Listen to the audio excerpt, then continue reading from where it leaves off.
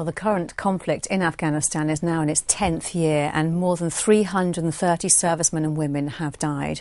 They've all left behind grieving families, among them many children. Now, one young army widow has set up a charity to specifically help them. Our welfare correspondent, Sue Kinnear, is here. So what's this charity, Sue? Well, it's called Scotty's Little Soldiers, and it's been set up in the name of someone who was quite clearly an inspirational character. Corporal Lee Scott died in an explosion in Afghanistan last year, and since then his name has inspired, he has inspired not just one but two charities. His mother launched Afghan Heroes a year ago, and we'll be looking at the work that they've done to help troops and their families on their first year anniversary in a couple of weeks' time. But just this weekend, his widow, Nikki Scott, launched a charity specifically to help bereaved children, and meeting her was a humbling experience. I'm just learning to cope with it in a way. I don't like we talk about Lee all the time, and it has got easier as the time's gone on. Obviously, I'm not crying every 5 minutes, and I found it hard just doing normal. Like I couldn't wait in a queue. I'd just be really edgy, so things like that. But I don't think the pain's gone away or ever will. Nikki Scott is just 28 years old. She has a 6-year-old son, Kai, and a 20-month-old daughter, Brooke. She's raising them alone after her husband was killed in Afghanistan. Lee Scott, a corporal with the 2nd Royal Tank Regiment, was killed in an explosion on July 10th last year. Even in grief, Nikki very quickly had the thought to help other bereaved children by setting up a charity. Lee was very, if you think, don't think about it, do it. So I just said, right, I'm going to do this then. Like, if I can help kids like Kai and Brooke to just smile for a little bit, that's even 20 minutes, then that will help their mum or their dad, the parent that's left.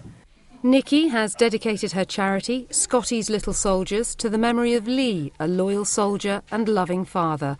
The charity will give children of the fallen a birthday and Christmas present.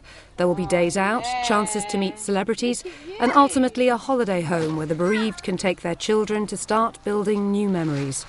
All the ideas have come from Nikki's own experience.